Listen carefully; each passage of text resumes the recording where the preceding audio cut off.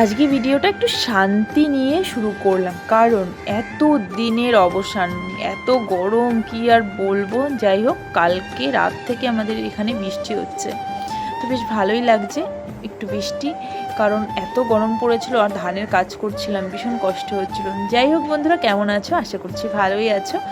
তো আমার একটা নতুন ভিডিওতে তোমাদের সবাইকে স্বাগত জানিয়ে ভিডিও শুরু করলাম। আজকে সকালটা বৃষ্টি দিয়ে শুরু করলাম, তারপরে তাড়াতাড়ি করে মানে সব কিছু রেডি করে ছেলে স্কুলে যাবে, কারণ 1 মাস পরে ছেলের স্কুল খুলেছে গরমের ছুটির পর।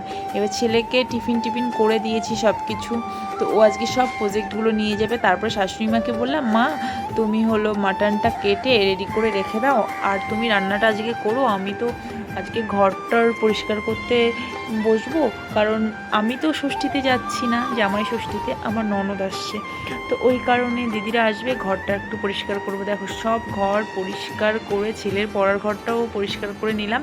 তারপরে এত কষ্ট হয়েছে স্নান করে, মনে হচ্ছে কখন খাবো, কারণ সকাল থেকে এখনও খাইনি।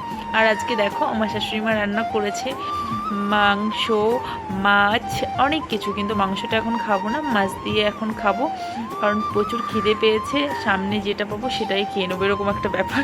তো তারপরে দেখো ঘুমিয়ে পড়েছিলাম। এইদিকে ছেলে সন্ধ্যেবেলায় পড়তে বসেছে, বলছে মা কিছু করো না, তো ওর বাবা বলছিল একটু পরোটা করো, তো আমি বললাম দেখছি কি করা যায়, রান্নাঘরে যাই।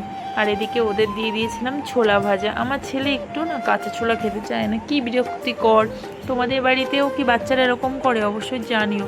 আর তার মধ্যে কারেন্ট আসছে আর যাচ্ছে, তার জন্য তাড়াতাড়ি করে আগে মশলাটা করে নিচ্ছি, কারণ কারেন্ট চলে গেলে হাতে করব, এত কাজ করার পরে না এনার্জি লাগছে না, যতই করি তাও সবাই বলে যে কিছুই করি না, কাউকে ভালোবাসি না। যাই হোক, এটা হয়তো বউদের মানে বেলা শেষে শুনতে হয় সব বউদেরই কম বেশি। তো যাই হোক, আলুগুলো ছাড়িয়ে নিচ্ছিলাম, কারণ ছোট ছোট কুচো আলু ছিল ঘরে, সেগুলো দিয়েই আজকে আলুর দম করব আর একটু পরোটা করব।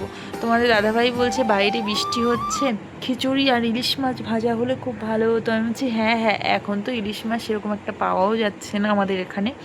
তো তোমাদের ওখানে কি পাওয়া যাচ্ছে কি জানি। আমরা বকখালিতে গেছিলাম ঘুরতে, ওখানে তো মাছ দেখলামই না, আর মাছ খেতেও পাইনি জানো তো, ভাবলাম একটু মাছ খাবো, সেটাও হলো না।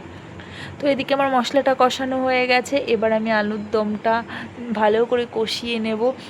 আমি কি হয়েছিল তোমাদের সাথে বলি, আমার সাথে বকখালি গিয়ে আমি লোটে মাছ যেরকম আগের বছর গিয়েছিলাম সেরকমভাবে এবছরও লোটে মাছ নিয়েছি, চপ নিয়েছি। আমি লোটে মাছটা যে ধরবো, লোটে মাছ থেকে মানে চপের গা থেকে পুরো লোটে মাছটা মানে খসে পড়ে গেল। আমি তো পুরো অবাক, জানো না তো, মুখে দিয়ে দেখি পুরো টক হয়ে গেছে। ভাই কেন এরকম ব্যবসা করে ওরা, কি জানি।